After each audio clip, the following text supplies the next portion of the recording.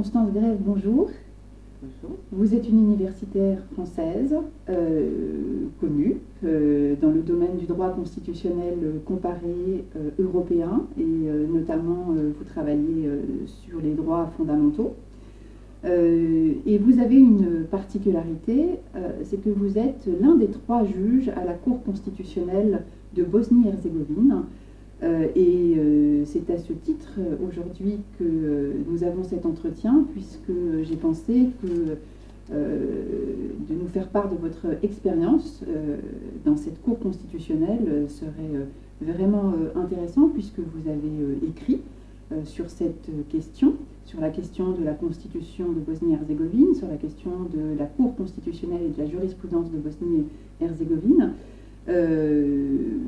Il serait, je pense, très utile pour les auditeurs d'avoir un peu de précision par rapport à tout ça, de nous en parler peut-être un peu plus avant, et donc de poser dans un premier temps le décor en quelque sorte de cette configuration tout à fait particulière de la Bosnie-Herzégovine quant à sa constitution et quant à sa Cour constitutionnelle. D'accord. Là, il faut résumer beaucoup parce qu'en fait, il y a toute une période extrêmement agitée qui a précédé l'écriture de cette constitution. Et ce contexte, c'est la guerre de Bosnie, dont on a beaucoup parlé ces jours-ci d'ailleurs, et à laquelle il fallait absolument mettre fin parce qu'elle devenait de plus en plus cruelle. Il y a plus de 11 000 morts à déplorer dans cette guerre. Et donc les Américains ont réussi à réunir les différents protagonistes. Les différents protagonistes, c'était essentiellement la Croatie, la Serbie et la Bosnie-Herzégovine, mais là surtout les deux que sont devenues les deux entités, à savoir d'un côté la Republika Srpska, donc la République des Serbes de Bosnie, et de l'autre la fédération, enfin c'est devenu la fédération, et qui aujourd'hui est habitée surtout par les Croates et les Bosniaques. Et donc ces négociations ont eu lieu essentiellement au secret. Ça ne correspond bien sûr pas du tout à la procédure habituelle d'adoption d'une constitution. Et elle a été émaillée de concessions réciproques, comme par exemple, il y a eu beaucoup de territoires qui a été donné à la Republika Srpska parce que ça correspondait à ses conquêtes territoriales du moment. Et l'ensemble des acteurs locaux ont demandé aussi à introduire dans leur constitution des quotas ethniques. Et les négociateurs internationaux étaient très opposés à cela au départ, et finalement l'ont accepté, mais comme contrepartie, ils ont exigé que la Convention européenne des droits de l'homme ait une position tout à fait particulière dans cette constitution. Le résultat de ces négociations, ce sont les accords de Dayton, donc un traité international qui est composé d'un texte très court et qui a essentiellement 11 annexes, et dont l'annexe 4 est la constitution de la Bosnie-Herzégovine. C'est une constitution qui a été donc octroyée, peut-on dire, par la communauté internationale, et dont le texte authentique est en anglais. Il n'y a aucune version locale officielle. Le texte n'a jamais été approuvé ni par le peuple ni par le Parlement. Et c'est donc ce texte qui est en plus extrêmement ambigu, puisqu'il est à la fois un armistice, un traité de paix et une constitution très internationalisée, puisque je l'ai déjà mentionné, la Convention européenne des droits de l'homme y détient une position tout à fait particulière, privilégiée, peut-on dire. Et de plus, le texte constitutionnel renvoie à bien d'autres instruments internationaux, crée aussi un haut représentant et enfin une cour constitutionnelle qui a 3 juges internationaux.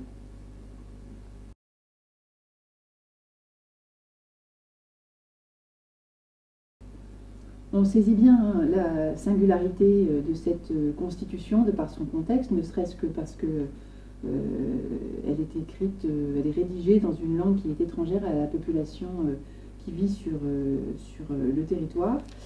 Est-ce que vous pouvez nous présenter aussi ce qui fait la spécificité de la Cour constitutionnelle qui, je le crois, présente aussi certains particularismes par rapport aux autres cours constitutionnelles en Europe? Oui, je crois que c'est la seule Cour constitutionnelle en Europe qui comporte des juges étrangers, puisque les juges internationaux sont par définition étrangers, et d'ailleurs tellement que la Constitution interdit de recruter les juges internationaux dans les pays voisins. Et ce qui peut d'ailleurs en ce moment poser quelques problèmes, parce qu'on a l'une des juges internationaux qui vient de Macédoine. Ce n'est pas un pays voisin, mais c'est l'ex-Yougoslavie. Donc on peut se demander ce que cela veut dire que les juges internationaux ne doivent pas venir des pays voisins. Est-ce que ça implique aussi toute l'ex-Yougoslavie ou pas? Donc bref, il y a 3 juges internationaux qui siègent à cette cour et qui sont désignés par le président de la Cour européenne des droits de l'homme. Quant aux autres juges, aux 6 juges locaux, 4 d'entre eux sont élus par le Parlement de la Fédération et 2 sont élus par le Parlement de la Republika Srpska. Et on peut voir là tout de suite l'imbrication entre les entités et l'État central. Ce sont les parlements des entités qui envoient les juges à la Cour constitutionnelle. Et on comprend aussi, alors que ce n'est pas mentionné dans la Constitution, qu'à partir de là, on a eu la formation de quotas ethniques à la Cour constitutionnelle, puisque évidemment, les 4 qui viennent de la Fédération sont 2 Croates et 2 Bosniaques, et les 2 qui viennent de la Republika Srpska sont bien sûr des Serbes. Donc en réalité, on n'a pas 6 plus 3, mais on a 2 plus 2 plus 2 plus 3. Et ce qui peut être intéressant pour savoir, pour former une majorité. Le statut, la Cour elle-même, elle se veut très indépendante, et c'est d'ailleurs elle-même qui formule son statut dans les Rules of Court, qui sont donc élaborés par la Cour elle-même et modifiés par la Cour elle-même. Et la Cour a dit à plusieurs reprises ces derniers temps qu'elle considérerait comme une atteinte à son indépendance si une loi réglait l'organisation de la Cour, alors que dans la plupart des autres pays, c'est en effet une loi qui règle l'organisation et le fonctionnement de la Cour. En revanche, cette très forte affirmation d'indépendance est un petit peu modérée, si ce n'est anéantie, par la dépendance budgétaire très forte de la Cour. Elle n'a rien à dire dans ce domaine, elle dépend entièrement du gouvernement, qui n'est pas très tendre avec elle. C'est pratiquement tous les ans une réduction du budget, et si on pense que de toute façon le contexte en Bosnie c'est une pénurie générale, on peut s'imaginer que c'est de plus en plus difficile pour la Cour de vivre à peu près convenablement et d'avoir des services qui fonctionnent bien. La Cour est donc indépendante, et si bien que le mandat de chacun des juges, après un premier mandat qui était limité à 4 ans, est maintenant un mandat à vie. À vie, ça veut dire jusqu'à 70 ans, et que, en principe, toute révocation est impossible, sauf des cas extrêmement graves comme l'indignité dans l'accomplissement des fonctions judiciaires. Or, là encore, je pense que la Cour bosnienne est une exception en Europe, puisqu'on est l'une des rares cours à avoir utilisé cette hypothèse de la révocation.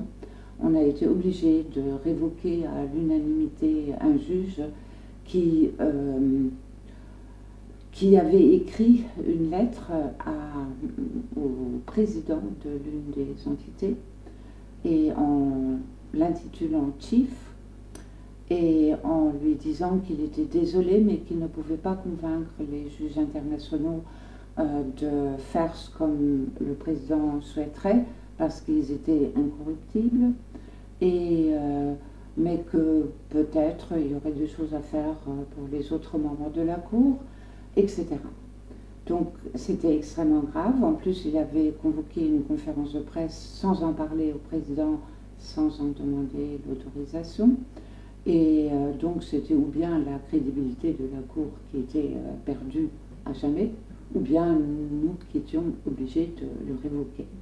Alors c'est ce que nous avons fait, et en nous efforçant de le faire bénéficier d'un procès au plus équitable, parce qu'évidemment on craignait très fort toutes sortes de recours, et donc ça a duré très très longtemps, mais finalement ça a été fait, et pendant quelque temps l'entité en question, c'était la Republika Srpska, a boycotté la Cour et a refusé de nommer un autre juge. Ça a duré presque 1 an, et bon, après il y a eu un nouveau juge serbe qui a été élu à la Cour. Donc ça montre que le fonctionnement de la Cour n'est pas toujours très, très harmonieux. Il y a parfois des problèmes sérieux. En dehors de cela, il y a différentes formations de jugement. Il y a la Chambre qui fonctionne avec 3 juges. Il y a la Grande Chambre qui est la formation des 6 juges locaux et qui en réalité juge entre 80 et 90% des affaires. Et la Chambre plénière qui comprend en plus les juges internationaux, mais seule la Chambre plénière peut être saisie des recours en contrôle abstrait, donc ce sont les affaires les plus politiques. Et d'ailleurs même lorsque la Grande Chambre n'arrive pas à atteindre la majorité, elle doit statuer à une majorité de 5 sur 6, qui est très élevée.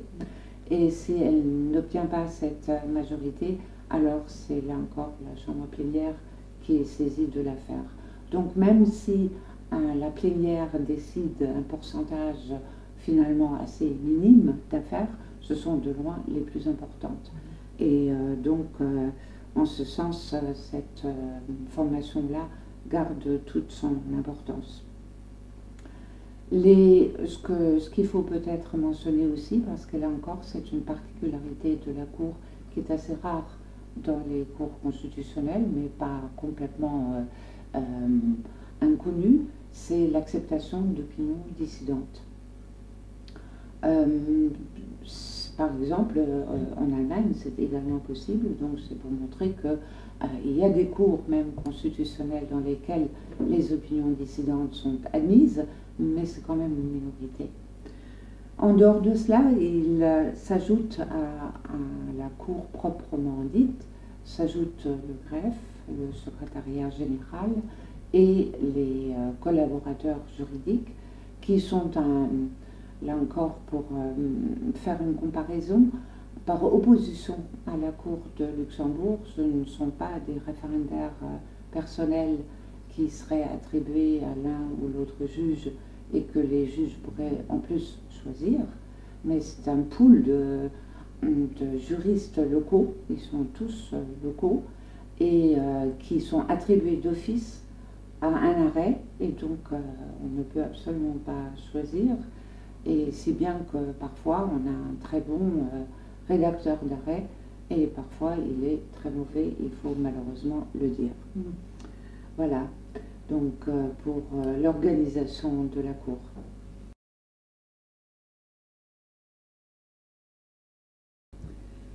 Alors cette composition un peu particulière de la Cour constitutionnelle et cette conception qui est un peu à l'anglo-saxonne aussi, notamment par la question de l'introduction des opinions dissidentes, est-ce qu'elle implique aussi un particularisme du point de vue des compétences exercées par la Cour constitutionnelle? Oui et non. Non, en ce sens que la Cour constitutionnelle est compétente pour recevoir des recours en contrôle abstrait des normes, donc des lois qui lui sont soumises et où elle doit décider de la constitutionnalité, et qui sont, ce type de recours est toujours introduit par les autorités politiques suprêmes. Donc ça, c'est une solution classique qu'on connaît dans la plupart des pays européens. La Cour peut être appelée également, peut être saisie aussi par des recours en contrôle concret, c'est-à-dire qu'un juge peut surseoir à statuer et saisir la Cour constitutionnelle sur la constitutionnalité d'un texte que ce juge du fond doit appliquer. Là, il y a peut-être une petite particularité, mais elle n'est pas propre uniquement à la Bosnie, elle serait plutôt propre à toute l'Europe de l'Est. Contrairement à l'Europe de l'Ouest, où le contrôle concret fonctionne très bien et où il représente un pourcentage parfois important, en Europe de l'Est, c'est très rare. En Europe de l'Est, c'est très rare, probablement parce qu'il n'y a pas eu énormément de nettoyage, si on peut dire, dans le corps judiciaire de base, et que, au contraire, les cours constitutionnels, généralement, représentent les nouvelles élites et des gens qui sont beaucoup plus formés en droit. Et donc, il y a souvent une certaine coupure entre la Cour constitutionnelle et les juridictions ordinaires, et si bien que les juges du fond hésitent souvent à soumettre une question à la Cour constitutionnelle. Ça peut être aussi par orgueil, c'est-à-dire qu'ils ne veulent pas saisir la Cour, comme ils ne sont pas vraiment obligés. Donc, contrôle abstrait et contrôle concret, ça fait partie de l'arsenal habituel, mais il y a aussi des recours directs, donc des recours individuels devant la Cour de Bosnie. Là encore, ce n'est pas totalement inconnu, puisqu'on en trouve également en Espagne, en Allemagne et en Suisse, mais en Bosnie, c'est également possible, et uniquement contre des jugements définitifs qui posent une question constitutionnelle. Et là, il faut savoir que la Convention européenne des droits de l'homme a en Bosnie valeur constitutionnelle, et donc si on dit que la question, que le recours doit poser ou que le jugement doit soulever une question constitutionnelle, on veut dire par là aussi que ça peut être une question conventionnelle. Et si on pense à la Convention, évidemment, vient immédiatement à l'esprit l'article 6, qui est la porte ouverte pour énormément de recours devant la Cour constitutionnelle, et ça fait à peu près 90% du contentieux qui est constitué par ces recours individuels et qui sont la plupart du temps fondés sur l'article 6 de la Convention européenne des droits de l'homme. Donc ça, ce sont les compétences de la Cour. Ce qu'il faut peut-être mentionner là encore, et là c'est plus particulier, ce sont les normes de référence. Les normes de référence sont constituées évidemment d'abord par la Constitution, donc l'annexe 4 des accords de Dayton, mais pas seulement. C'est l'ensemble des accords de Dayton qui constituent au sens large les normes de référence de la Cour, et notamment les annexes qui ont trait, par exemple, au retour des réfugiés ou qui ont trait au pouvoir du haut représentant. Tout cela sont des normes susceptibles d'être utilisées par la Cour pour son contrôle, de même d'ailleurs que les instruments internationaux auxquels renvoie directement la Constitution. Donc ça fait un répertoire assez large de normes de référence. Alors, en vous écoutant, j'ai fait un rapprochement entre deux questions. Celle qui a été évoquée au début de notre conversation sur la langue dans laquelle est rédigée la Constitution, c'est-à-dire la langue anglaise, et la nationalité des juges qui composent la Cour. Il n'existe pas de version officielle de la Constitution dans une autre langue que la langue anglaise, ce qui implique que les juges est à interpréter un texte anglais. Alors, est-ce que cela est de nature à poser des difficultés? Est-ce que cela a déjà posé des difficultés? Oui, une fois. Il existe bien sûr des versions officieuses de la Constitution, mais la preuve que ce sont des versions officieuses, c'est que justement un jour il y a eu un problème d'interprétation d'un terme, je ne me souviens plus quel terme était en cause, et où les juges locaux ont proposé une interprétation qui ne paraissait pas totalement couverte par le texte aux juges internationaux. Et donc on a eu toute une discussion autour de l'interprétation du terme en cause, et finalement les juges internationaux ont dit mais il faut qu'on se réfère au texte anglais, c'est le seul authentique, et donc c'est une autre interprétation que celle qui a été proposée que l'on doit choisir. Et donc les juges locaux ont accepté cette interprétation finalement? Oui, finalement, oui, ouais. Mais ça a duré, je pense, toute une journée. Toute une journée de débat sur, oui. sur la question. Oui. Et alors, du même coup, j'en profite pour vous poser une autre petite question. Est-ce que vous pensez que c'est comment dire, c'est un obstacle au développement du contrôle de constitutionnalité, cette langue de rédaction de la Constitution? Est-ce qu'il y aurait lieu, selon vous, d'écrire la Constitution, enfin de publier des versions, d'autres versions officielles de la Constitution dans d'autres langues?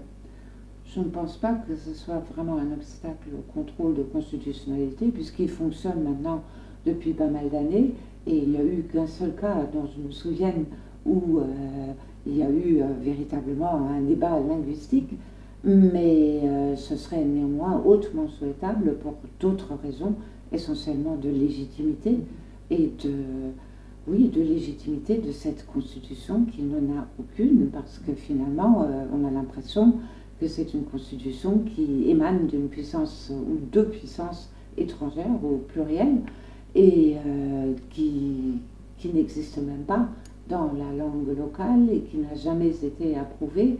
Donc, et d'ailleurs aujourd'hui encore, chaque fois qu'il y a un problème, que par exemple un arrêt de la Cour constitutionnelle est critiqué dans l'opinion publique ou par la presse, c'est tout de suite la litanie. Ah, c'est la constitution de Dayton, celle-là, elle est impossible, c'est une constitution dont on ne veut pas, c'est pas notre constitution. Et les arrêts de la Cour eux-mêmes sont rédigés en anglais? Non, ils ne sont pas rédigés en anglais, ils sont traduits en anglais. Ils sont traduits en anglais et rédigés en langue locale. En langue locale. Oui, oui. Et là aussi, je dis à dessein en langue locale, parce qu'en réalité, il y a 3 langues locales. Il y a le croate, le serbe et le bosniaque. Il n'y a plus de serbo-croate. C'est politiquement complètement incorrect d'utiliser ce terme-là. Et de temps en temps, d'ailleurs, quand les juges se disputent vraiment, ils prétendent qu'ils ne se comprennent pas, alors qu'ils se comprennent très bien.